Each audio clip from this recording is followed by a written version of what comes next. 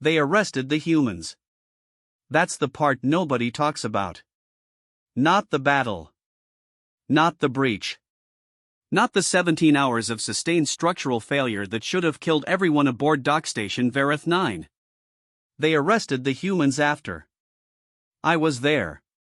I watched it happen. And, I will tell you, as someone who has filed 842 incident reports in my career and never once felt my secondary heart skip a beat doing it, I did not know what to write. Because here is what the arrest report said: human engineers, in violation of Compact Treaty Article 14C, did willfully and, without authorization, modify restricted Vareth-class load-bearing infrastructure, reroute sealed coolant conduits, bypass 17 safety interlock systems, and operate non-certified construction equipment during a declared evacuation emergency. 17 violations. They counted them. Someone sat down and counted. Here is what the arrest report did not say: the station was 6 minutes from total structural collapse. The evacuation shuttles were still docked. 419 crew, 11 species, including 60 of my own, were still aboard. And the humans fixed it.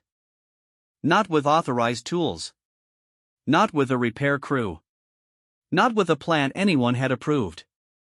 With their hands, a welding rig that belonged to a cargo freighter that had no business being in a restricted bay, and approximately 11 words of relevant technical vocabulary between all three of them. The Compact wants them prosecuted. I want you to understand what they actually did. So let me start from the beginning. Let me start from the moment I first saw Engineer Second Class Nowak look at a failing structural column that my best damage control officer had already declared irreparable, and laugh. Not in despair. Not nervously. Just laugh. The way you laugh when someone tells you a joke you've heard before and the punchline is obvious and you already know how it ends.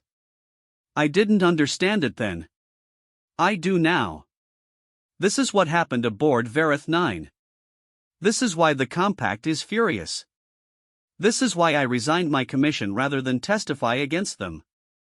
And this is why, if you ask me quietly, off the record, somewhere the Council's acoustic sensors don't reach, I'd let them do it again. The first thing you need to understand about Dock Station Vareth 9 is that it was not supposed to still be standing. The Compact had been discussing its decommission for 11 cycles. Budget reallocations. Structural redundancy reviews. The usual bureaucratic machinery that grinds slowly enough that nothing ever actually gets done until something catches fire, in this case, nearly literally.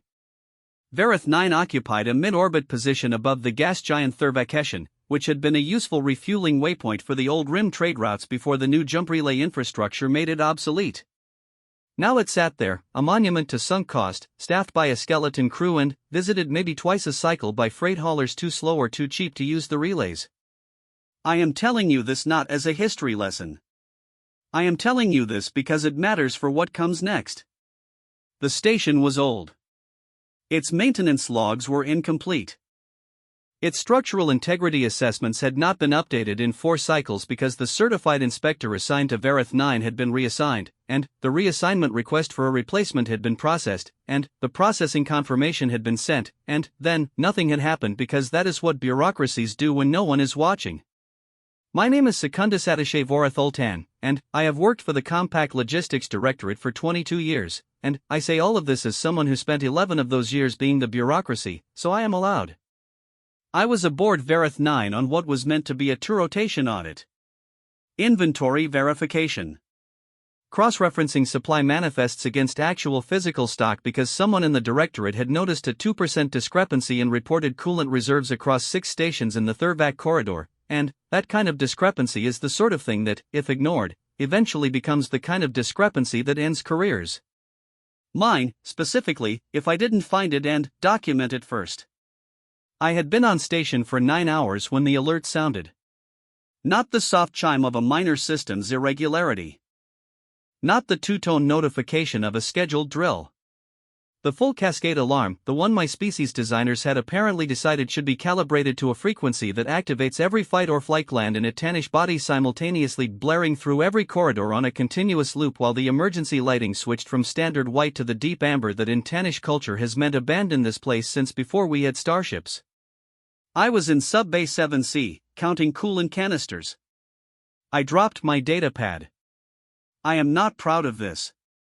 I mention it because it is the kind of detail that a more professionally composed officer would omit from a report, and I have decided that this account is not going to be the kind of report that omits things.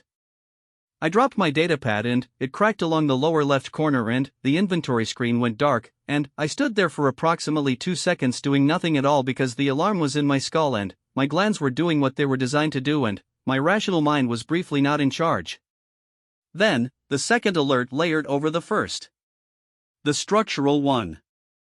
The low, groaning bass frequency that compact engineering standards require on all stations above Class 3, designed to be felt through the floor plates as much as heard, a sound my Tannish ancestors would have recognized as the mountain saying I am done holding.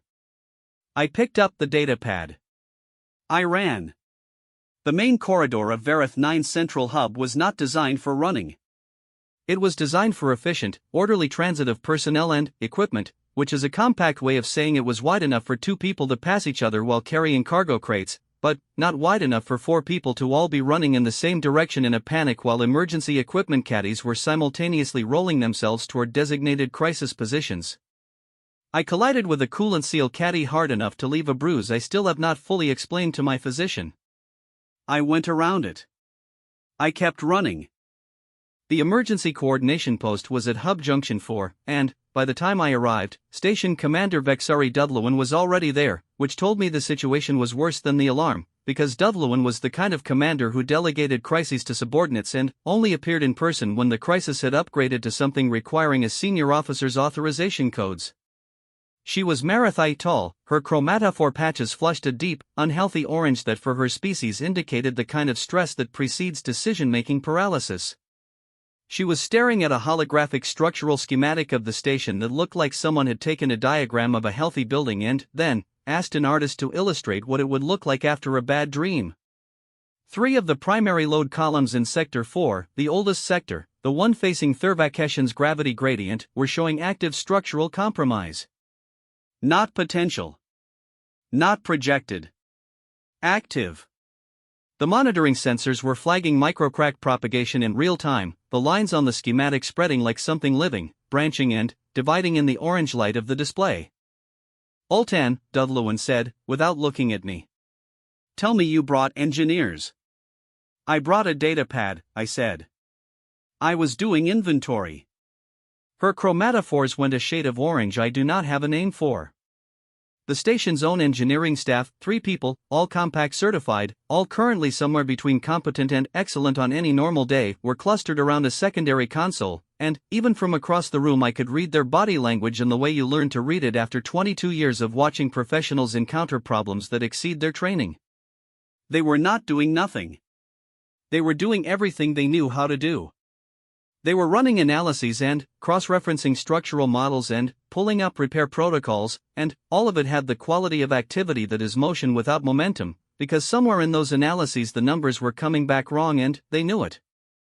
Chief Engineer Tessa Van, the senior of the 3, was the one who finally said it aloud. The columns aren't just cracked. The substrate composite has failed. The load distribution shifted, it's been shifting for a long time, we just couldn't see it. The cracks aren't the problem. The cracks are the symptom. She paused. She looked at the schematic. We can't fix this with what we have. The room went quiet in the way rooms go quiet when someone says the thing everyone was thinking but hoping no one would say. Options, Dudlewin said. Controlled evacuation. Get everyone to the emergency shuttles and Tessa Van check something. We have a window. Maybe 8 minutes before the column failure cascades to sectors 2 and 6. After that, the docking clamps fail and the shuttles can't launch safely. How many crew are still aboard? 419. 62 are already at the shuttle bays. A pause. We need the other 357 to move. Now. I will skip, for brevity, the next 4 minutes of organized chaos, because organized chaos is the kind of thing that is exhausting to read about and there are only so many ways to describe people running very fast toward a specific destination while trying not to die. The important part is this: the evacuation was proceeding. Not smoothly, but proceeding. And then, it stopped proceeding. Sector 3's emergency blast door, the one that separated the residential quarters from the main hub corridor, jammed. Not jammed as in stuck and requiring effort to open. Jammed as in the sealing mechanism had detected the structural stress in the adjacent Sector 4 wall and done exactly what it was designed to do, locked hard, sealed the compartment, isolated the potential collapse zone. The door was doing its job. Its job was wrong. Behind it, 114 crew members, 11 of my own people among them, I always check, were now sealed in a compartment with a 6-minute window before the columns on the other side of that wall failed. Tessa Van was at the blast door panel in under a minute. She looked at the mechanism. She ran the override codes. She looked at it again. The structural sensor is still reading active compromise. It won't release until the sensor clears. She ran the codes a third time. Nothing. We'd need to physically disconnect the sensor relay in the subfloor junction, re-engage with a manual authority override, and then hold the door manually while everyone gets through because it'll try to re-engage automatically every 45 seconds. How long does that take? Under normal circumstances? 30 minutes minimum. We have 6. There is a word in the Tannish administrative lexicon, verithkos, which translates roughly as the moment when correct procedure becomes the enemy of correct outcome. We use it primarily in budget discussions. I had never expected to experience it while people I was responsible for were on the wrong side of a sealed door. Dudlowin's chromatophores had gone pale. Not orange anymore. Pale, which for Marathi means something that does not have a polite translation. That was when I heard the sound from the maintenance access corridor to my left. Not an alarm. Not a warning. A human voice, and specifically a human voice saying, in standard, "Oh, this is not as bad as it looks." I need to explain how humans came to be aboard Verith 9. The short version, they weren't supposed to be. The freight hauler Meridian Cross had docked at Verith 9 approximately 6 hours before the alert, requesting emergency refuel after a cascade failure in its secondary fuel processing unit. The Meridian Cross was a human-operated vessel, one of the independent haulers that worked the old rim routes, the kind of operation that runs on thin margins and creative maintenance and a deeply compact non-compliant relationship with equipment certification requirements. Its crew, 7 humans. 4 of them had stayed aboard the Meridian Cross during the refuel. 3 had come onto the station. Not for any official reason. They had come because 2 of them wanted to use the station's food synthesis facilities, which apparently made something their ship's unit could not, and the 3rd had come along because this is the part 1 confirmed later. In the deposition, she was, in her words, bored and the sub-bay looked interesting. The sub-bay in question was Sub-Bay 11, which contained the emergency structural repair equipment cache. The equipment that no one had certified in 4 cycles. The equipment that was technically in reserve status and, therefore technically off limits without a work order. She had been looking at it. Just looking. The way, I am told, humans look at machinery with the expression of someone who was not seeing what the machine is, but what the machine could become if you took it apart and put it back together differently. Her name was Engineer 2nd Class Daria Nowak. She was 31 years old. She had spent 6 years on the Meridian Cross and, before that, from what her file eventually told me, she had spent 3 years doing something called infrastructure salvage on a human colony world whose name I cannot pronounce, which apparently means she was paid to enter buildings that were falling apart and make them fall apart less. She was 5 feet 4 inches tall and she was wearing a cargo jacket with a tear along the left shoulder that had been repaired, not particularly well, with what I later identified as structural adhesive tape, the industrial kind, the orange kind, the kind you were supposed to use on hull patches and definitely not on clothing. When I came around the corner into that corridor, that is what I saw first. The jacket. The tape. The orange of it. And then, I saw what she was looking at. She had pulled the subfloor access panel. She was crouched in front of it with a handheld scanner, not a compact issue scanner, something bulkier and older and very clearly modified, with an additional readout panel that had been attached to the casing with, and, I am noting this for the record, more of the same orange tape, and she was scanning the junction relays. The other 2 humans were behind her. One of them, a tall one, broad across the shoulders, named Osei according to his crew manifest, was holding a portable lighting array over her work, not because the corridor was dark but because apparently she preferred different angles of illumination when reading junction schematics. The third, a wiry one named Ferreira, was eating something from a sealed container and watching the whole situation with the expression of someone who has been in this position before and is conserving energy for the part that comes later. "You need to evacuate," I said. "The station is the sensor relays in junction B7, Nowak said, not looking up. If you cut the primary feed from node 12 and hold the manual toggle on node 9, the blast door reads a clear signal for about 90 seconds. Then, you need someone at the door panel running the authority override on a loop because the autoseal will try to kick back in." She paused. She tilted her head. "You have a welder?" "Not a precision rig, I mean a structural welder. The kind that does load-bearing work."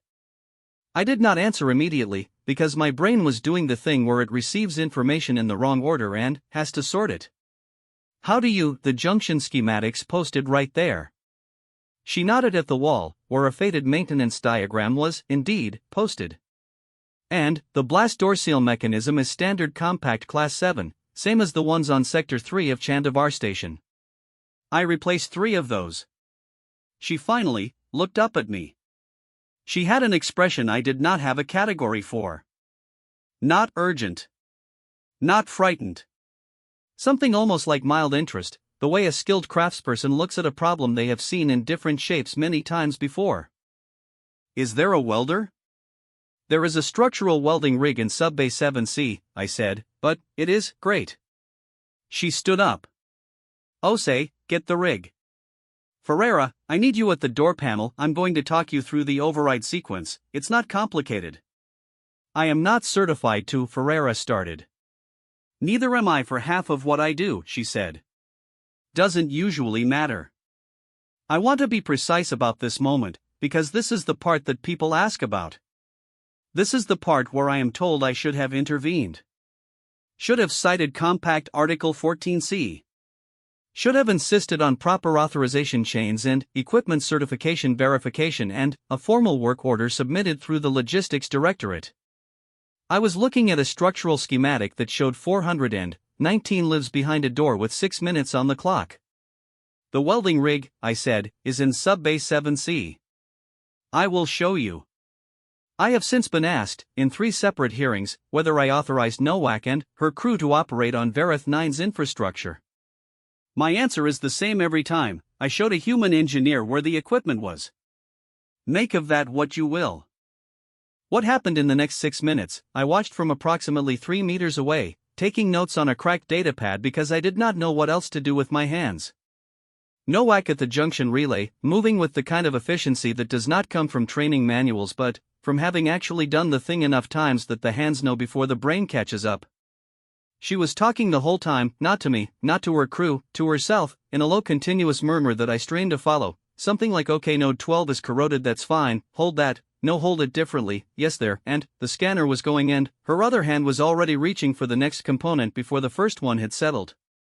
Ferreira at the blast door panel, compact emergency override codes that I had given him because the alternative was not giving them, running the loop as instructed, looking at the door the way someone looks at something they are not sure they trust. Osei with the welding rig, not welding, not yet, because Nowak had not told him to yet, watching her with an attentiveness that I would later think about many times. Not with anxiety. With readiness. The readiness of someone who has worked alongside this person long enough to know that the instruction will come exactly when it needs to and not 1 moment before. At 4 minutes and 20 seconds, the blast door opened. Not smoothly.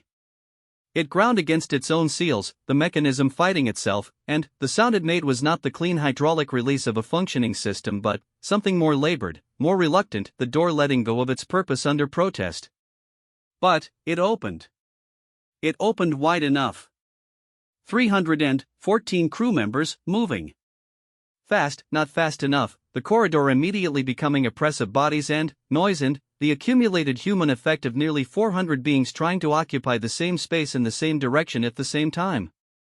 I was shouting the shuttle bay directions, and I was not the only one shouting, and the alarm was still going, and through all of it, Ferreira was at the door panel running the override on his loop without stopping, the door shuttering and trying to close every 45 seconds, and he was holding it, and holding it, and holding it. 200 crew through. 250. 300. The column in Sector 4 made a sound I will not try to describe except to say that it changed the air. Not the alarm. The building, speaking. Nowak, still at the junction relay, said clearly, "We're okay. Keep moving." She said it the way you say something that is both a statement of fact and a decision to make it true. I am not sure which one she meant. 310, Osei called. He was counting. Keep counting. 320. 330. The floor vibrated in a way that was not the engine hum I had been on station long enough to recognize as background. This was different. Deeper. 350. Almost. Keep. 360. 363.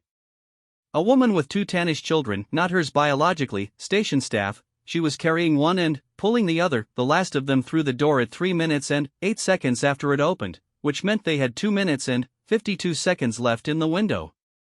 They did not use the window to run. Nowak was already moving toward the Sector 4 access point, scanner in hand, and Osei was right behind her with the structural welder, and I heard myself say, "The columns are already compromised, it is not safe." "How many people are still aboard?" she asked, without stopping. "The evacuation is how many?" I checked my comm. 56. Mostly crew at the shuttle bays, and I checked again. My secondary heart did the thing. Engineering. Tessa Van's team. They stayed to monitor the column sensors to give the evacuation team an accurate window. Nowak stopped. She turned around and looked at me with an expression that I have since described, inadequately, in 2 separate reports, and one psychiatric consultation is the expression of someone who has just been told the rules of a game and finds the rules unacceptable.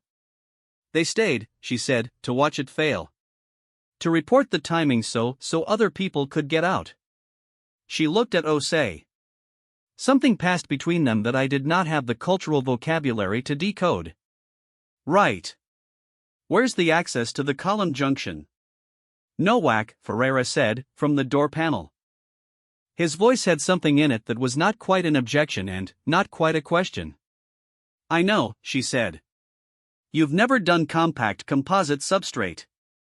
"I'd done 4 types of substrate on 3 different colony builds, and I once fixed a load column on a ship that was mid-deceleration." "This is a building. Buildings are slower." She said it the way she had said "we're okay," like a fact she was choosing. Ferreira went back to the door panel.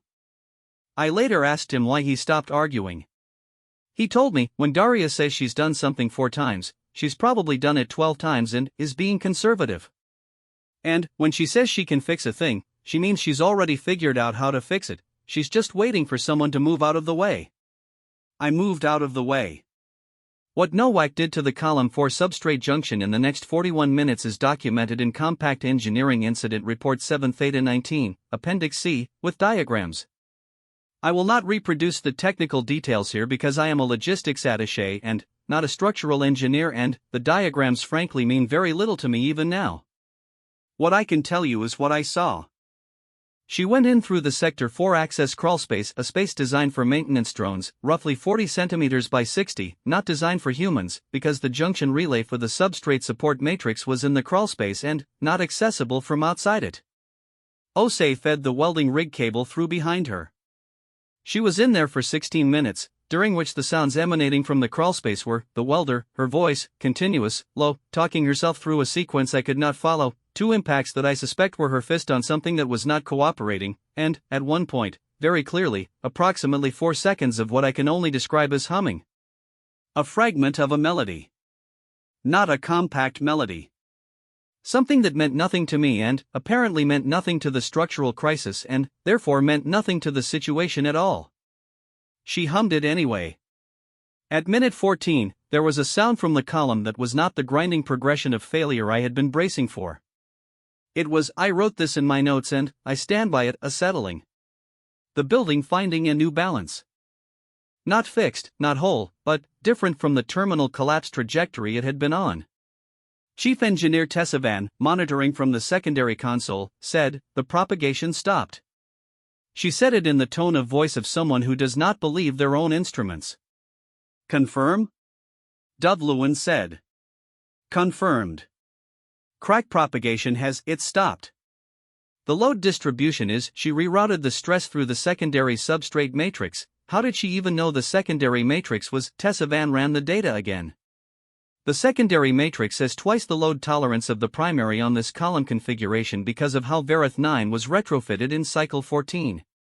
It's not in the current maintenance documentation. It's in the original construction schematics from the retrofit contractor, which are 60 years old and not on the current system, I said. Right. A pause. How did she know? Nobody answered that, because nobody could. Nowak had gone into a subfloor junction of a 60-year-old retrofit station on a 2-hour fuel stop with a modified handheld scanner and a structural welder that didn't belong to her and apparently read load distribution tolerances that the station's own systems had not been tracking. I am not a religious being. My species does not have the philosophical architecture for it. But I stood there in that corridor, listening to the station settle instead of fall, and my secondary heart did something it had not done in 22 years of administrative work. It did not skip. It steadied. Nowak came out of the crawlspace at minute 41, 7 minutes before the projected secondary failure window that Tessa Van's team had calculated. She was covered in an even mixture of structural composite dust, coolant residue, and what I believe was the orange tape from her jacket, which had apparently had a role to play in the repair that I cannot fully account for and which does not appear in Appendix C. Yosei handed her a water container. She drank half of it and poured the rest over her face, which is an act of liquid resource expenditure that still confuses me biologically. She looked at the column. At the readings on the display Tessa Van had pulled up. "It'll hold," she said. "The secondary matrix won't like it long-term. You'll want a proper inspection in the next 2 weeks.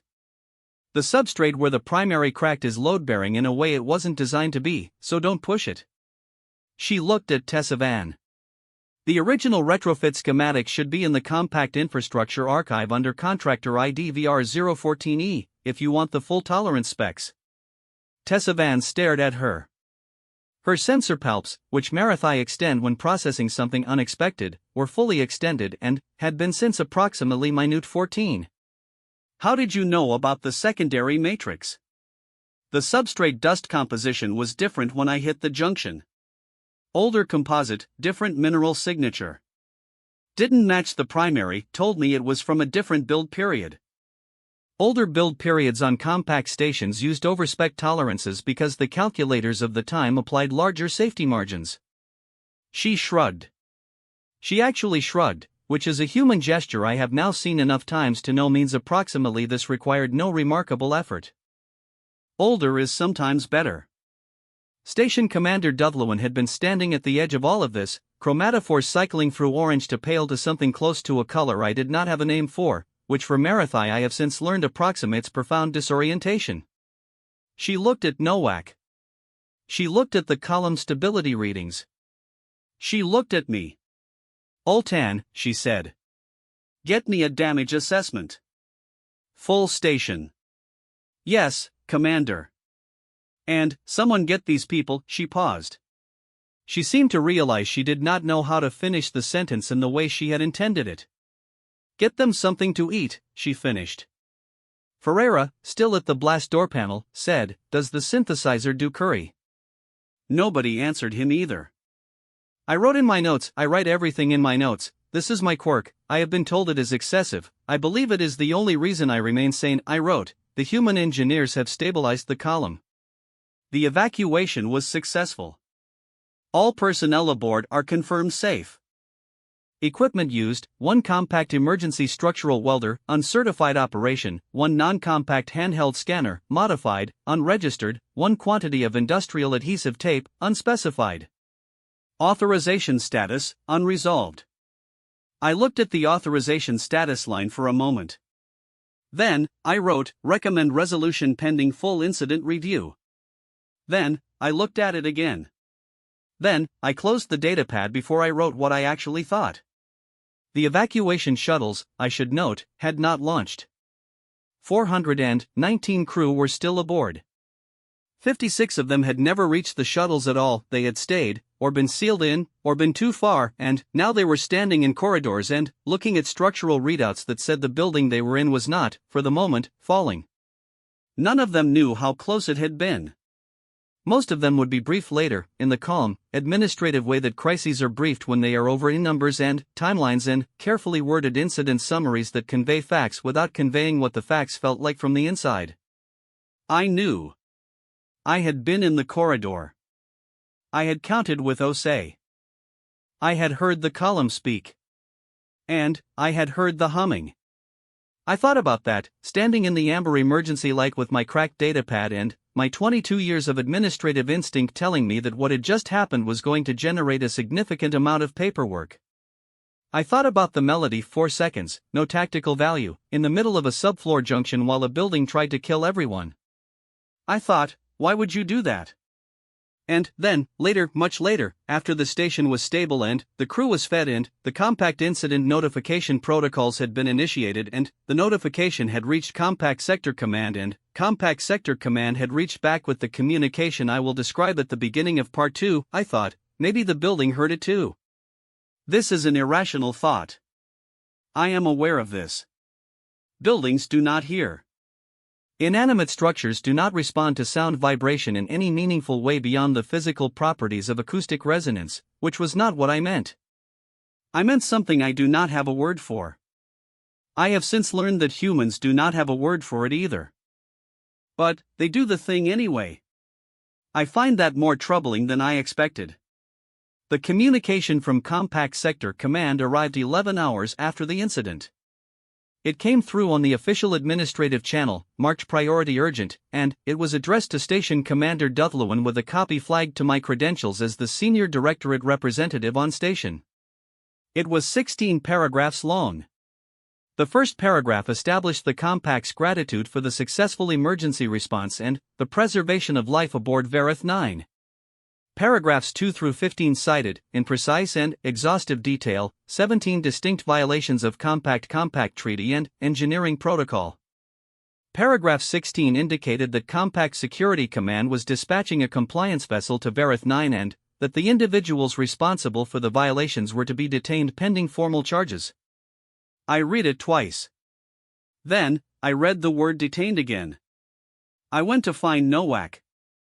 She was in the station cafeteria, eating something she had apparently convinced the synthesizer to attempt, and reading what appeared to be a technical manual for a piece of equipment I did not recognize. Ferreira was asleep across 2 chairs. Osei was doing something meticulous and unhurried with a cable assembly on the table in front of him, not repairing it exactly, more like making it better than it needed to be. There's going to be a problem, I said. Nowak looked up from her manual. She looked at my face. She looked at the datapad I was holding, with the message still on the screen. We're being arrested, she said. I did not ask how she knew. I had the feeling, standing there in that cafeteria with the amber emergency lights still cycling overhead and the station stable underneath us, that Daria Nowak had a very accurate read on how institutions respond to people who fix things without asking permission. The compliance vessel is 8 hours out, I said. She nodded. She went back to her manual. Okay, she said. That was all. Just, okay. I stood there for a moment, waiting for something else. A reaction. A plan. The kind of urgency that the situation seemed to call for. Ferreira, apparently not asleep, said from across the chairs, she's not worried. The Compact is sending, I know what the Compact is sending. He did not open his eyes. She's still not worried. Why? He was quiet for long enough that I thought he'd actually fallen asleep. Then, because 419 people went home tonight. Everything else is paperwork. I looked at Nowak. She was reading her manual. Osei was working on his cable. The station hummed around us, the regular hum, now, the one I had spent 9 hours learning before the crisis, familiar again, the building's resting voice. I sat down. I opened my cracked datapad. I started writing. The inviolate procedure, and, yes, that is actually what Compact Sector Command named their compliance vessel. I have checked this 3 times and, it is correct. Someone named that ship on purpose, docked at Vareth 9 at 0640 station time, 7 hours and 43 minutes after the priority urgent notification. It was a trim, efficient-looking vessel. Matte hull. No unnecessary protrusions. The kind of ship designed to communicate authority through restraint rather than size. I have worked alongside compact security long enough to recognize the aesthetic. We are not threatening you. We are simply correct, and the difference between those two things is not your concern.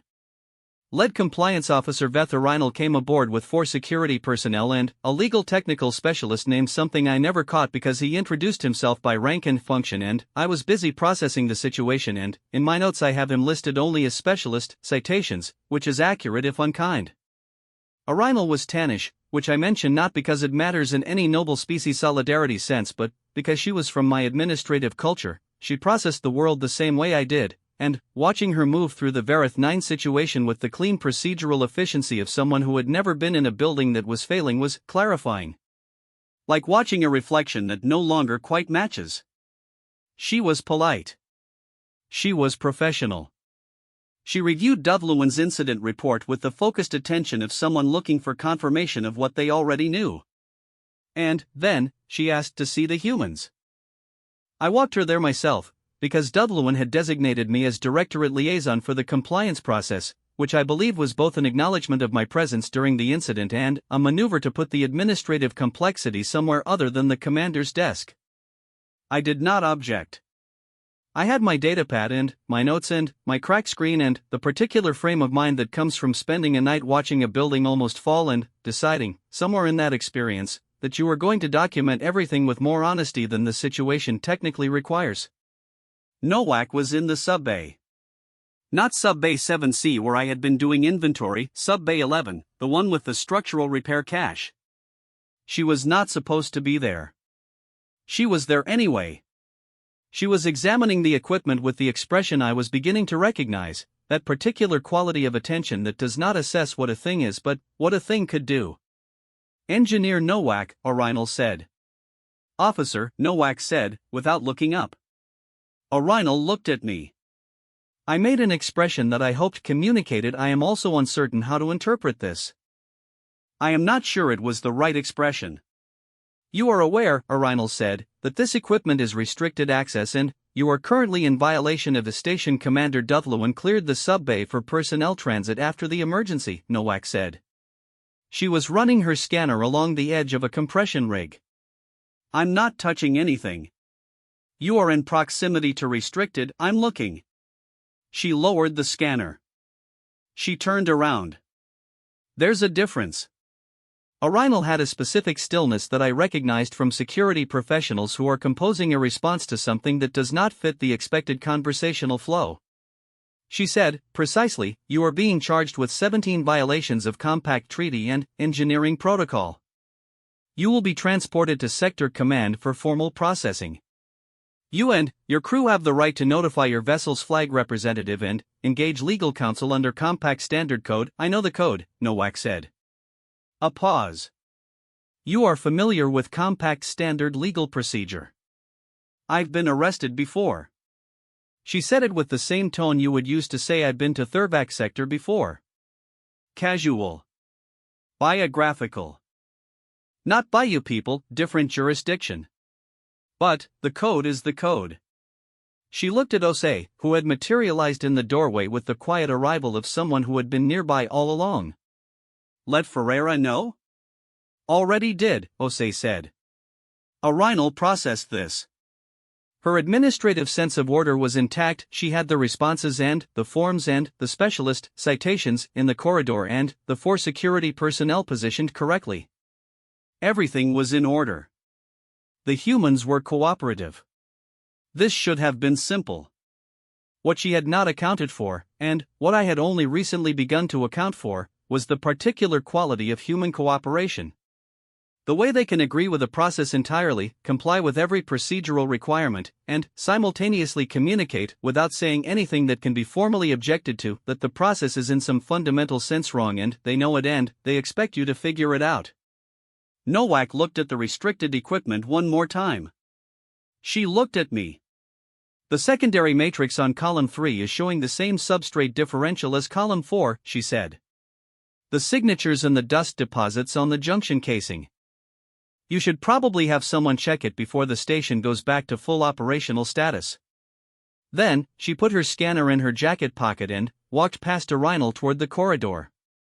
Orinal looked at me. I wrote it down. The formal processing happened in Dudlewin's briefing room, which was the largest sealed space on the station, and smelled, I noted with the part of my brain that notes things automatically, like recycle. He went through the violations in order, which took 18 minutes, because there were 17 of them, and he cited each one with its full statutory reference and the specific action during the incident that constituted the violation. He was thorough. He was accurate. He was describing, in exact legal language, the sequence of actions that had kept 419 people from dying, and he did it in the tone of someone reading out a maintenance error log. Nowak listened to all of it without interrupting. When he finished, she said, "Can I ask a question?" Orinal, you may address the authorization requirement for emergency structural repair. Article 14C, Section 2. I know this section. She leaned forward slightly. What's the emergency exception threshold? Specialist, Citations, looked at his display. He found the reference. He read, Emergency exception threshold, imminent risk of catastrophic structural failure presenting immediate danger to occupant life, as declared by the station's senior engineering officer. Tessa Van declared imminent risk at. Nowak looked at Osei. 0217, Osei said. At 0217, Nowak said. That's in the incident log. Dudlewin can confirm. Specialist, Citations, looked at his display again. He found the incident log reference. He looked at Orinal. Orinal said, carefully, the exception clause requires that the emergency repair work be performed by a compact certified engineer under the authority of the senior engineering officer, right? Tessa Van. Nowak folded her hands on the table. Did she tell me to stop? A silence. She did not instruct you to. Orinal paused. She looked at her own display. She looked at the incident report again, with the focused attention of someone who was now reading it differently than they had the first time. The incident report does not indicate that Chief Engineer Tessa Van ordered you to cease your unauthorized repair work. She monitored my work. She read my data in real time. She didn't tell me to stop. Nowak's voice was even. Not confrontational. Matter of fact, the way she'd been in the subfloor junction talking herself through the sequence. I'd argue that's tacit authorization under emergency exception parameters. Ferreira, at this point, had a small container of something open on the table in front of him and was eating from it. I do not know how he had obtained it. I do not know why no one told him to put it away. The room had a quality to it that I am going to describe as the specific atmosphere of a proceeding that has begun to go in a direction its initiators did not plan for. Orinal said, the emergency exception does not apply to non-certified personnel operating restricted equipment. I'm certified, Nowak said. You are not compact certified. I'm certified. She reached into her jacket. She produced a card. She placed it on the table. Federation Engineering Certification, Level 4 Structural and Load-Bearing. The Federation has a mutual recognition agreement with the Compact for civilian infrastructure work under the RIM Trade Provisions, Article 7. She looked at Specialist, Citations. You can look it up. It's in there. Specialist, Citations, looked it up. He found it. He looked at Orinal. Orinal looked at the card. She looked at her display. She looked at the incident report. She looked at the 17 citations she had prepared. I was writing very fast. The scanner, Orinal said. It was non-compact, non-certified equipment. It's my personal tool. I brought it aboard during docking. Under compact port regulations, personal tools below hazard classification may third be brought aboard any civilian station without prior authorization. She paused. Do you want the article number? I have the article number, Specialist Citations said, very quietly. There was a quality to the silence that followed that I have thought about many times since. O'Reinl was not a bad officer. She was not corrupt or cruel. She had arrived with a case that was correct in every procedural sense, and she was watching it not fall apart, exactly, but reorganize itself. Like a building that shifts and finds a different load distribution. Still standing. Different than it was. The equipment certification, O'Reinl said. The structural welder was compact emergency equipment, restricted access, operated without a Tessavans team confirmed it was within acceptable parameters the moment I started operating it.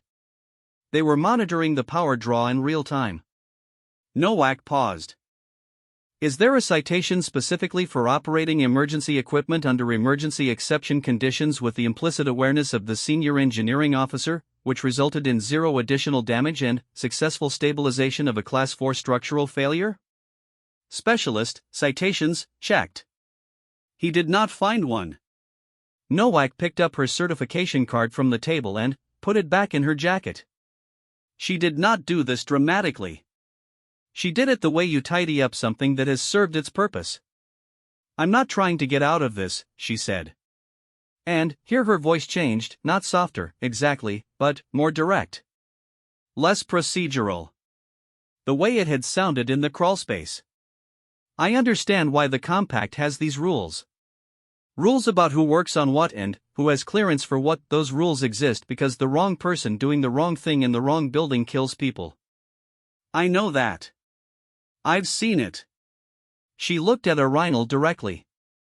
Last night the right person did the right thing in the right building. I'll take whatever charge is appropriate for whatever I actually violated. But if this process ends with the human shouldn't have fixed it, then the process is telling you the wrong thing and you should know that before you write the report.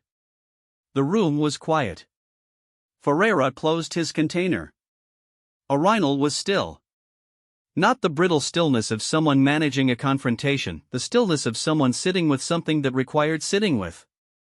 I recognized it because I had been doing the same thing since 0217. She looked at Dovluin, who had been standing at the edge of the briefing room since the session began, saying nothing. Dovluin, whose chromatophores were the pale and cycling shade they had been since the incident. Dovluin, who had 419 crew alive and accounted for on a station that should have been a debris field. Commander, O'Reinl said. Did Chief Engineer Tessavan verbally order the human engineers to cease their activity at any point during the emergency? Dovluin looked at the table. She looked at Nowak. She looked at the ceiling, where the regular lighting had finally replaced the amber emergency cycle, the station returning to its normal self in the slow incremental way that crises give way to aftermath. No, she said. She did not. The charges were not dropped. I want to be clear about this, because I have heard the story told in ways that imply a clean resolution, a moment of institutional clarity, a case that simply dissolved. That is not what happened. This is what happened. O'Reinl withdrew 6 of the 17 citations on procedural grounds, the ones that could not survive contact with the Federation Mutual Recognition Agreement and the Emergency Exception Clause and the absence of any direct order to cease from Tessavan. She maintained 11. 11 charges. Each one technically accurate. Each one describing an action that, in isolation, absent context, absent the structural readings and the blast door and the 419 crew and the 6-minute window, was a real violation of a real rule. Nowak, Ose, and Ferreira were transported to Sector Command for formal processing. The Meridian Cross was impounded pending resolution of the outstanding citations. 6 months, minimum, was the projected timeline for formal hearing under Compact Standard Code. 6 months. Their ship, their livelihood, their home impounded. For fixing a building. I watched them walk onto the compliance vessel. Ose first, carrying one bag, moving with his characteristic unhurried precision. Ferreira next, carrying nothing, which either meant he had nothing to carry or had already packed it aboard or simply didn't bother, and, with Ferreira I suspected the last. Nowak last, and she stopped at the docking seal and looked back at me, which I had not expected. Column 3, she said. I will report it, I said. She nodded. She went aboard. The docking seal closed. I stood there for a moment in the empty corridor with my datapad. The inviolate procedure disengaged from the dock. I watched it through the viewport, that trim matte shape pulling back against the stars, efficient, correct, doing exactly what it was designed to do. Then, I opened a new file on my datapad and started writing a different kind of report. The Compact Logistics Directorate has a formal process for senior attaché review submissions. It is not an appeals process, and attaché does not have the standing to appeal a compliance action.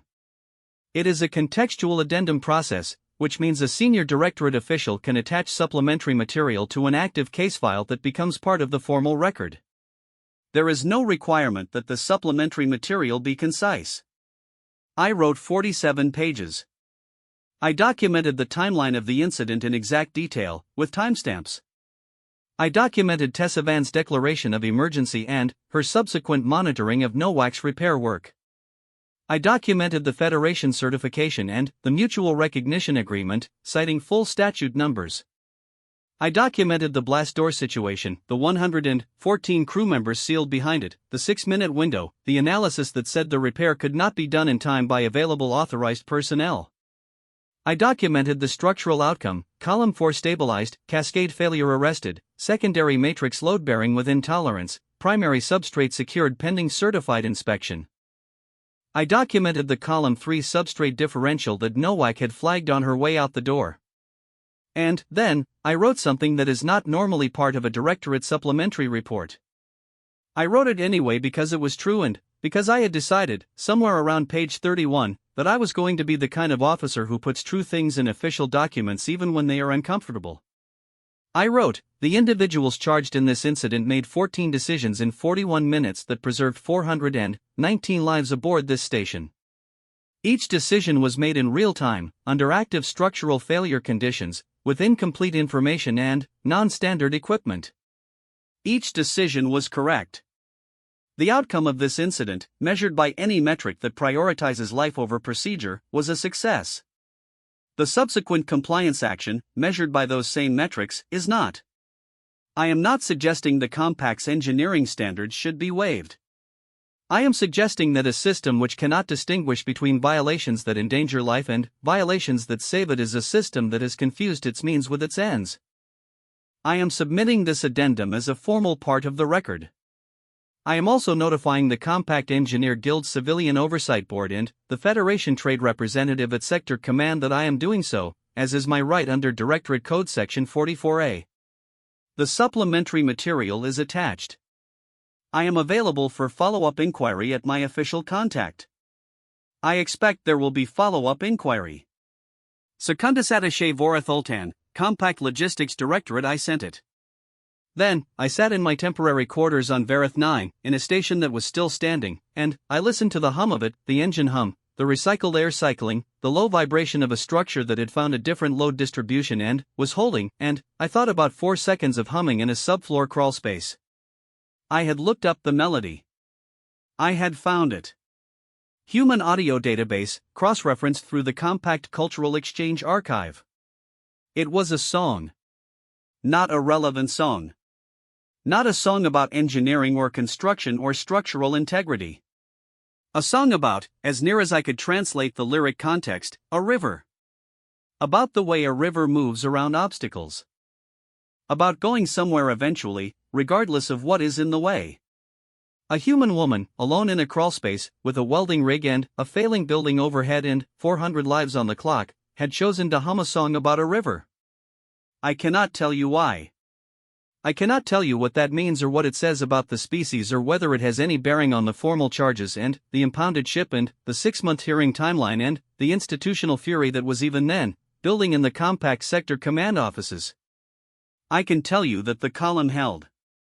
And that I have not been able to get the melody out of my secondary auditory processing, which my species uses for sounds we categorize as important and need to file somewhere accessible. I cannot find the right filing category. It remains uncategorized. The Compact Alien Species Classification Database describes humans as follows, and I have read this entry many times because it has been sitting wrong with me since I arrived on Verith 9 and I am trying to figure out where exactly the inaccuracy lies. Homo sapiens. Class 3 Biological Entity. Origin World, Sol 3, Compact Designation Earth. Standard atmospheric requirements, bilateral symmetry, social hierarchical species structure, communication via acoustic vocalization. Intelligence classification, high. Physical capability classification, moderate. Notable traits, adaptive, technologically capable, expansion-oriented. Diplomatic status, RIM trade partner, provisional. Last updated, cycle 47E. I have problems with this entry. Not the facts, which are technically accurate. The frame. The way the entry describes a species the way you describe a tool, here is what it does, here is what it can do, here is where it fits in the existing taxonomy. A tool does not hum in a crawlspace. A tool does not look at a failing building and laugh, not from despair, not nervously, but from the recognition of a familiar problem that it already knows how to solve in ways that are not in any manual. A tool does not look at an arrest order and say okay and mean, somehow, both I accept this and this is wrong and I know it and I expect you to figure it out too. I have been a compact administrative official for 22 years. I have categorized things for a living. I have filed things and coded things and cross-referenced things and there is a deep professional satisfaction in finding the right category for a thing and placing it correctly and knowing the database is accurate. I do not know where to file Daria Nowak. She is not what the database says she is. She is not what I expected her to be. She is something that the database has not updated since cycle 47E, which is 12 years ago, which means 12 years of interactions between compact infrastructure and human engineers who apparently have a habit of walking onto failing things and making them not fail, and nobody has updated the entry. Class 3 Biological Entity. She was in a crawlspace for 41 minutes fixing a problem that my civilization's best current engineering staff said could not be fixed in the available time with the available resources. And she hummed a song about a river. I went back to the subfloor junction after the inviolate procedure departed. I don't know why. Administrative habit, maybe verify the site, confirm the physical record, close the loop. The access panel was still open. Nowak had not replaced it, and I noticed for the first time that she had, at some point during those 41 minutes, used a section of her orange tape to secure a junction relay casing that had been vibrating loose. Just secured it. Not because it was part of the repair. Because it was loose and it bothered her. The tape was not regulation. It was not the right tool. It was absolutely holding. I closed the access panel. I added a note to the incident report, Sub-Bay 11, Subfloor Junction B7. Temporary fastener applied to relay casing 14J during emergency repair operation. Casing was non-critical but vibration-prone. Fastener is functional. Recommend inspection and replacement with certified material at next maintenance cycle. Then, I added, also recommend re-evaluation of relay casing 14J mounting specifications. The existing design appears to be vibration susceptible in ways not reflected in current maintenance documentation. Then, I looked at the note and thought, she noticed that, too. 41 minutes in a crawlspace, 400 lives on the clock, and she noticed a vibrating relay casing and fixed it on her way out. I did not add anything else. Some things don't need annotation. Sector Command's response to my supplementary report arrived on day 3. It was not, as I had expected, a reprimand. It was a request. Specifically, Compliance Officer Arinal had flagged my addendum for review by Compact Legal Division, who had flagged it to the Policy Council, who had requested a formal hearing on the question of whether the Federation Mutual Recognition Agreement created an emergency exception gap in current compact engineering certification requirements. Which is a complicated way of saying, someone had read what I wrote, and now other people were going to have to read it, and nobody was entirely sure what it meant for the existing charges. I noted this in my log and went to check column 3. The substrate differential was exactly where Nowak had said it would be. I found it with a standard scanner in approximately 3 minutes, which meant that either I was more technically capable than I had credited myself or the signature was as obvious as she had implied. I flagged it for Tessavan. Tessavan sent me a message the same evening that said only, "You were right to document it." So was she. The column 3 substrate is compromised. I've requested a certified inspection. The station is staying at reduced operational status pending assessment. I wrote back, "Thank you." She wrote back, "Do you know where they send humans who are in compact detention at Sector Command?" I wrote back, "I have contacts in Sector Command logistics. I can find out." She wrote back, "I want to send a formal statement of support for the emergency exception claim. On behalf of the engineering staff." I should have sent it already. I wrote back, "I will send you the file designation. There is still time." There was a pause. Then, "Old Tan." Yes. The song she was humming. In the crawl space. Do you know what it was? I considered my answer.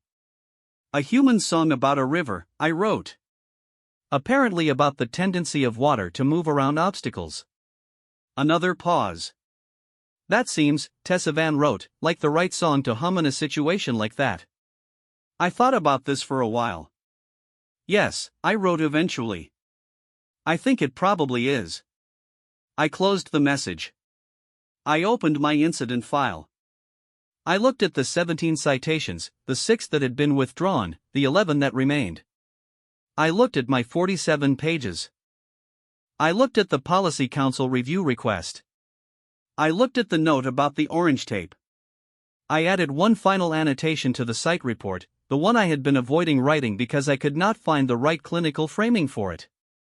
I wrote it the way I had decided to write the rest of this account, not the way a good directorate official writes, but the way a person who was in the building writes. Note on repair materials: Engineer Nowak used industrial adhesive tape, non-regulation, origin, personal equipment, to secure relay casing 14J during emergency structural repair.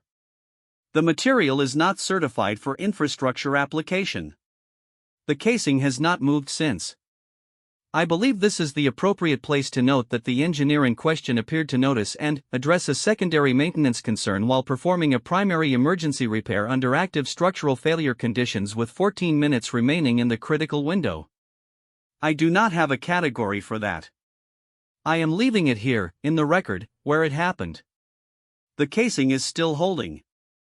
The formal hearing was scheduled for Cycle 48, Day 14, at Compact Sector Command on Vareth Station Prime, which is a large, efficient, aesthetically severe installation that communicates its purpose through architecture the way a cliff communicates its purpose through being vertical. I had been to Vareth Prime 3 times in my career. It is the kind of place that makes you feel like your credentials are being quietly evaluated at all times, even when you are eating. I was not required to attend. I attended anyway. This required submitting a formal request for travel authorization, citing my role as the primary directorate recordkeeper for the incident, my status as author of the supplementary addendum, and my designation as available for follow-up inquiry, which I had written into the addendum myself specifically to preserve my right to do this. The authorization was granted. I think whoever approved it was not paying close enough attention to what they were approving, or possibly did pay close attention and decided they wanted me there for reasons of their own. I booked transit on a standard freight connector and arrived at Vareth Prime on day 12, which gave me 2 days to find the humans. This was not as difficult as it sounds. Compact detention for non-violent procedural violations is not incarceration in any punitive sense, no cells, no restraints, no guards with weapons. It is a form of supervised residency. The detained individuals are assigned quarters in the Sector Command Residential Annex. They have freedom of movement within designated areas, and they are simply not permitted to leave the installation or operate their vessel until the formal process concludes. The Meridian Cross was in Impound Bay 7 and Nowak knew exactly where it was because she had checked. I know she had checked because when I found her, on day 12 at approximately 1400 station time, she was in the common area of the residential annex with her scanner in pieces on the table in front of her, cleaning each component with the methodical focus of someone who needs something to do with their hands, and, she said, without looking up, Impound Bay 7 has inadequate humidity controls for the Cross's coolant reserve tanks. I've filed 3 requests to have her moved to Bay 4. Nobody's responded. Hello, I said. Hello. She looked up. You didn't have to come. I submitted a formal availability statement for follow-up inquiry. That's not why you came. This was accurate. I sat down across from her. She went back to cleaning her scanner. I put my datapad on the table and looked at it and thought about where to start. The Policy Council review, I said. Has anyone briefed you on its status? Our Federation rep has. The Council is going to rule that the Mutual Recognition Agreement does create an emergency exception gap. The Compact's legal division doesn't want to litigate whether my certification was valid under the agreement because if they establish that it wasn't, it also invalidates about 400 other active professional certifications under the same provision, and then they have a much bigger problem. She reassembled the outer casing of the scanner. Clipped it shut. So the question becomes whether an emergency exception exists under current statute for Compact certified individuals, and since it does, and since I was Compact equivalent certified, and since Tessa Van didn't tell me to stop, she set the scanner down. Most of the charges are going to be withdrawn. Most. 3 remaining. Non-compact equipment operation, specifically the scanner. Non-authorized access to restricted sub-bay equipment, the welder. And presence in a restricted area, specifically the column 4 access crawlspace. She picked up her scanner again, turned it over once, put it back. The Federation rep says they'll argue to minimize on all 3. Given the circumstances and the documented outcome, fines are likely rather than anything formal on my record. That is a better outcome than I expected when the process started. Than you expected, she said. I've done this before. I remembered Ferreira. She's not worried. She's been arrested before. Not by you people, different jurisdiction. You expected this outcome, I said. I expected the charges to be mostly technical and, therefore, mostly survivable. She shrugged. The Compact isn't trying to punish me for saving people. It can't, politically. It's trying to maintain the principle that its rules apply even in emergencies, which is actually a defensible position. You don't want a system where anyone can declare an emergency and do whatever they want. I understand the position. I just also fixed the building. She said this without rancor.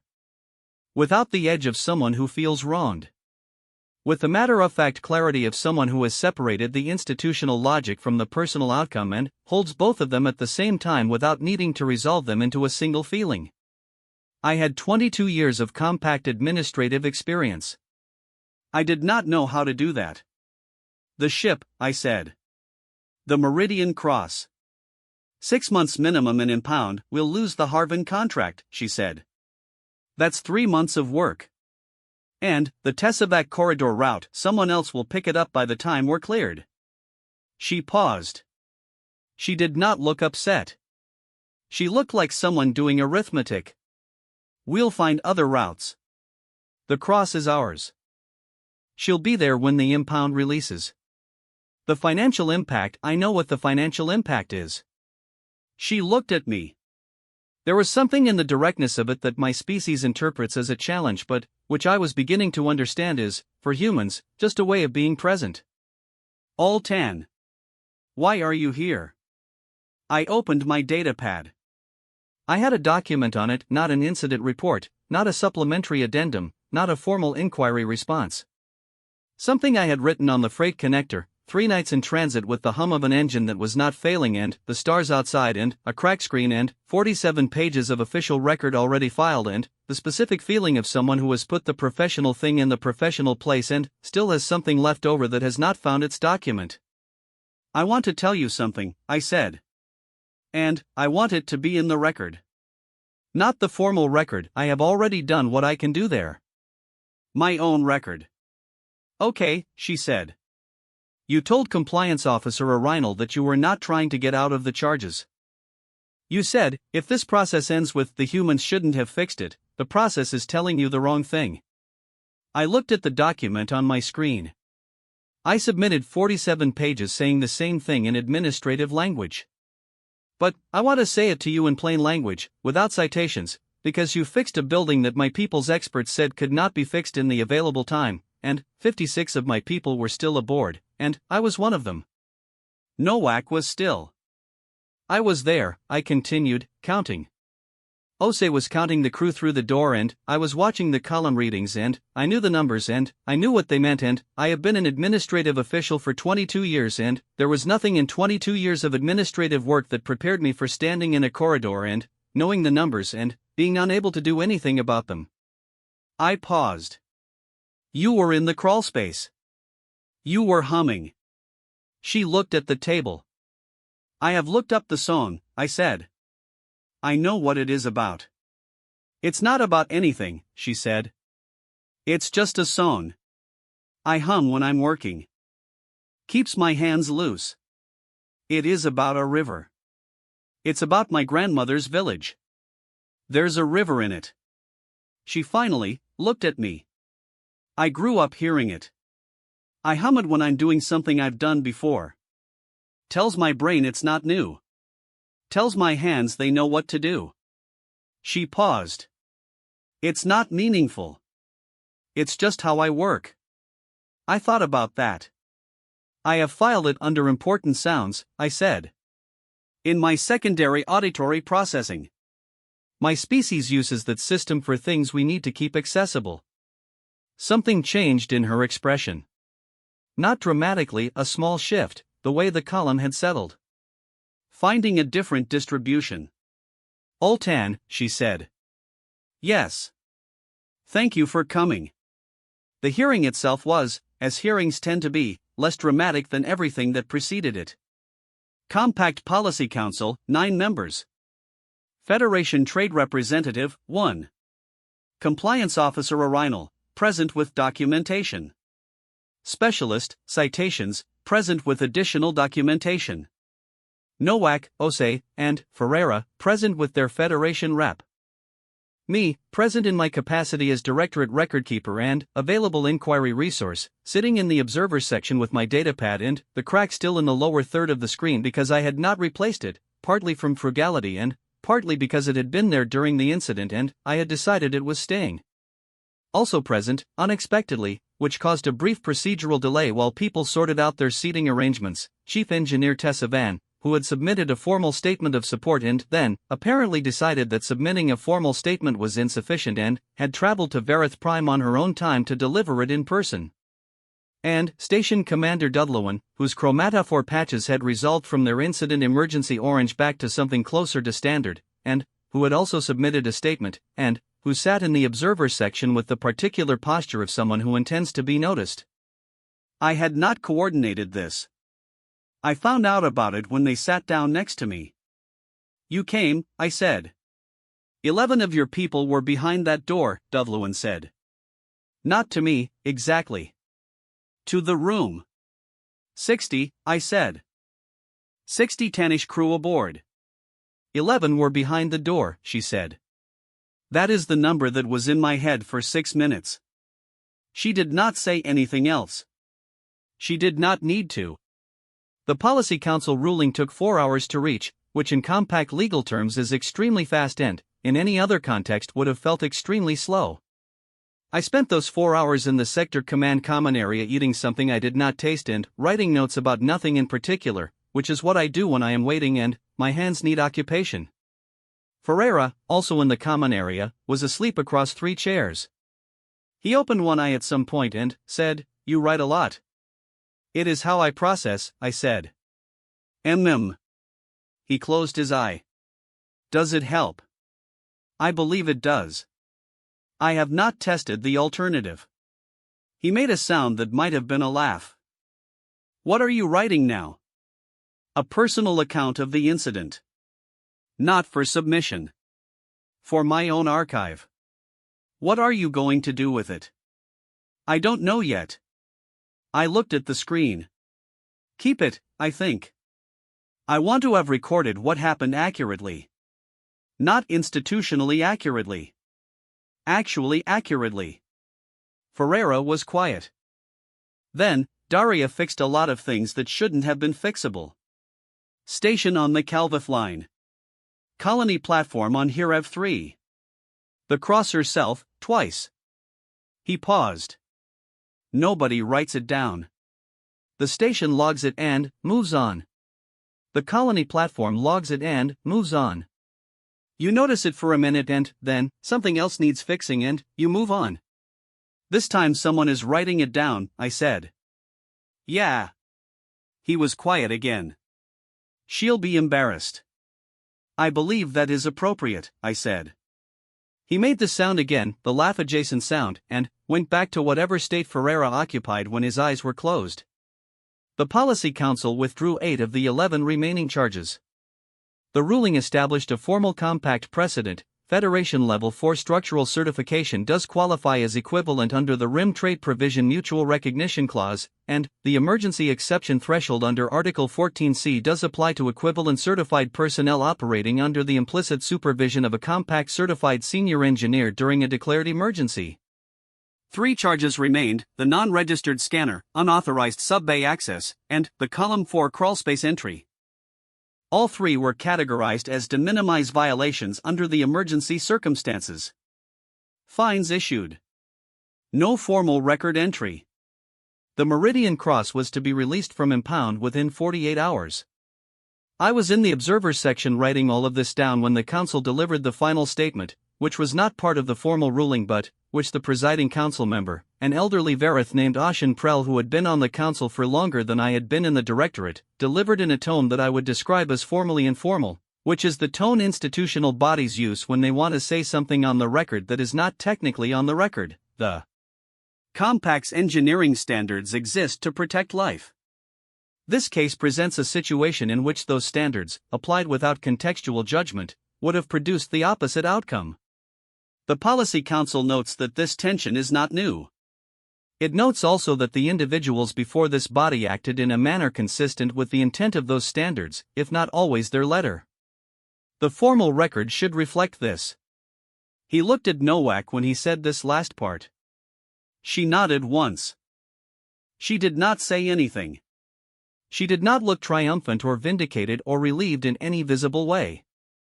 She looked like someone who had known this was the correct outcome and had been waiting for the institution to catch up to what she already understood. Osei put one hand briefly on her shoulder. Ferreira said, not quietly enough, "Can we get the ship?" I walked with them to impound Bay 7. Not for any administrative reason. No forms to file, no authorizations to verify. I walked with them because I had been in the building when it was falling and I was going to see this part too. The Meridian Cross was a mid-size freight hauler that had clearly been in service for longer than its current configuration suggested, because its configuration suggested several different build periods welded into functional unity by someone with a practical rather than aesthetic approach to spacecraft maintenance. The hull plating did not match in 3 places. One of the cargo bay doors had been replaced with what appeared to be a door from a different vessel class, shimmed into the frame with admirable precision, and what I was not surprised to see was orange tape along the pressure seal. It was, in the vocabulary of compact equipment assessment, a ship that should have been decommissioned approximately 6 years ago and had instead been kept in service by people who refused to let it stop working. It looked exactly like what it was. Nowak stood at the docking seal and looked at it the way I had seen her look at the sub-bay equipment cache, not seeing what it was but what it could be. What it was going to need. Where the next problem was hiding. Bay humidity did a number on the coolant reserve seals, Osei said, looking at a readout. 2 of the primary seals are going to need replacement before we can run the fuel system. I have spares, Nowak said. Of course you do. Bay 3 locker, left side. Of course they're there. This was apparently a familiar exchange, executed with the ease of people who have had it, or versions of it, many times.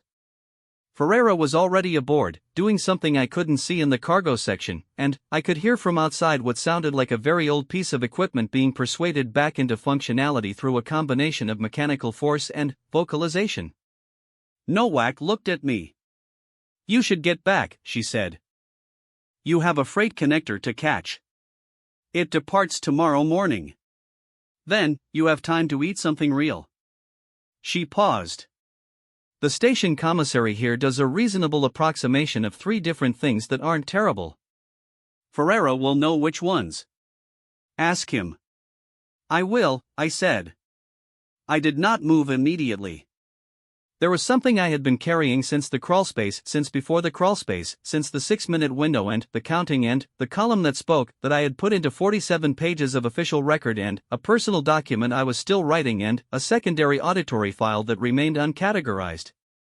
I did not know if it was a question or a statement or something that did not have a shape in Tannish professional language. Can I ask you something? I said. Yeah. When you went into the crawlspace. When you looked at the column readings and the timeline and the equipment and the numbers, did you know it was going to work? She thought about this. She had the quality of someone giving a question the time it deserved. No, she said. I knew the secondary matrix had the capacity. I knew the repair was theoretically executable. I didn't know if I could do it in the time. A pause. But the alternative was not doing it. That was enough. That's usually enough. She looked at the cross. The not doing it is always worse. Even when the doing it doesn't work. At least you tried. At least you were in the crawlspace. She said this like it was obvious. Like any sensible being would reach the same conclusion. Like the calculus of try anyway was so fundamental to how she operated that explaining it felt mildly unnecessary. I thought about the Tannish concept of verithkos, the rational grief of accepting a correct loss. The idea that some losses, accepted at the right moment, are wisdom rather than failure. I had reached for it in the corridor, before she came. I had reached for it and found it applicable and correct and entirely hollow. My people have a concept, I said. For the rational acceptance of a loss that cannot be changed. The idea that wisdom sometimes means recognizing when the outcome is already decided. I've heard of concepts like that, she said. A lot of species seem to have them. We do. It is considered a mark of maturity. Good judgment. She was quiet for a moment. Does it work? I believed that it did, before this incident. And, now. I thought about what to say. About the 6 minutes and the counting and the column and the 41 minutes and the melody and the orange tape and a relay casing that was still holding. I think, I said carefully, that it is a very useful concept when the outcome is actually already decided. And I think that it is sometimes used to make a decided outcome out of something that was not decided yet. I paused. I think you would not find the distinction meaningful, practically. I think I'd go into the crawlspace and find out, she said. Yes, I said. That is the difference. She smiled. It was the first time I had seen her smile without it being the natural ambient expression of someone who was not taking the current situation as seriously as the current situation deserves. It was a real smile, small, directed. Dawn quickly. Take care of column 3, she said. I have already flagged it. Good. She turned back to the ship. Safe travels, Oltan. Safe travels, I said. I did not catch the freight connector the next morning. I missed it because I was in the Sector Command Records Annex, and I was there because the Policy Council's ruling had created a formal precedent that required archiving, and the archiving required a directorate sign-off, and the available directorate official at Verith Prime was me. While I was there, I also submitted an amendment to the Compact Species Classification Database entry for Homo sapiens. I do not have the authority to change the entry. I do have the authority, under Directorate Code Section 28B, to flag an entry for review by the relevant classification committee and submit supporting documentation. The flag triggers a formal review process. The supporting documentation becomes part of the record. My supporting documentation was 33 pages. I kept it factual. I described the incident at Verith 9.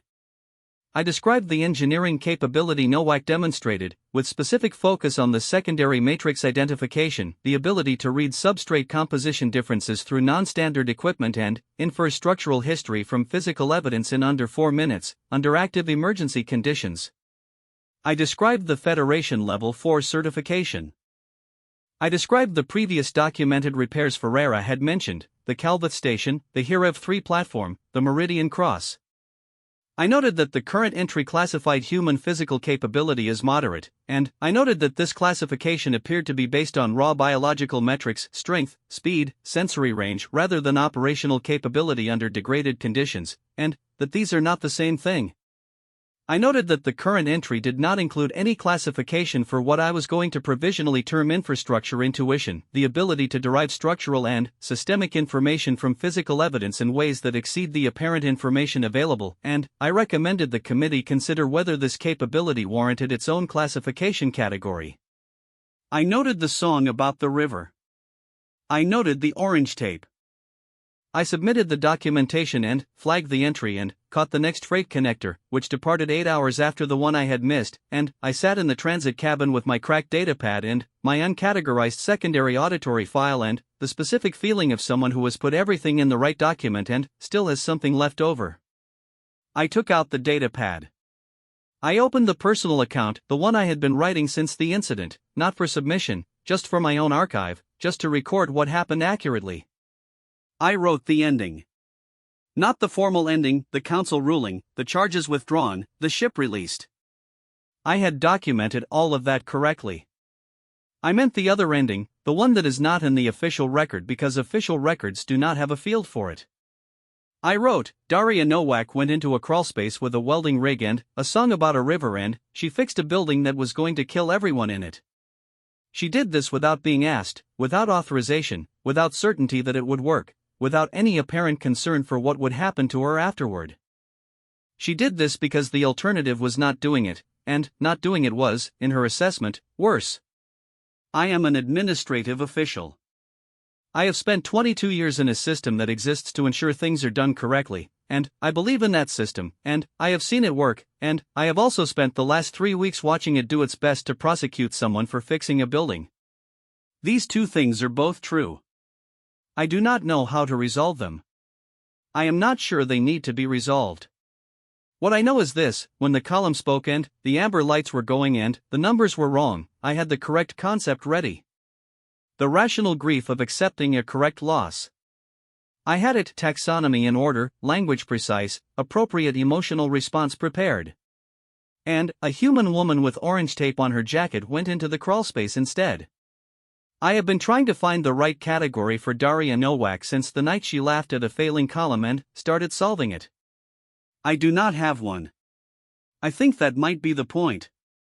I think I might be the one who needed to update my taxonomy. The column is holding. Column 3 is flagged. The classification database entry is under review. The Meridian Cross is, by now, somewhere in the Rim corridor, probably running a cargo route that Nowak has already begun mentally optimizing and which Ferreira is already identifying concerns about and which Jose is watching with that particular readiness of his, for the instruction that will come exactly when it needs to. The relay casing in subfloor junction B7 is still held with orange tape. I have not had it replaced. I told the maintenance crew it was flagged for review.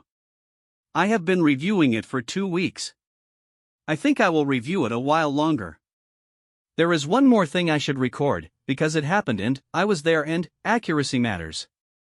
On day 2 of my time at Verith Prime, before the hearing, I was in the commissary at approximately 0800 eating something Ferreira had recommended, correctly, it turned out, which surprised neither of us, when I overheard a conversation at the next table between 2 compact engineering staff, junior grade, who did not know who I was or why I was there.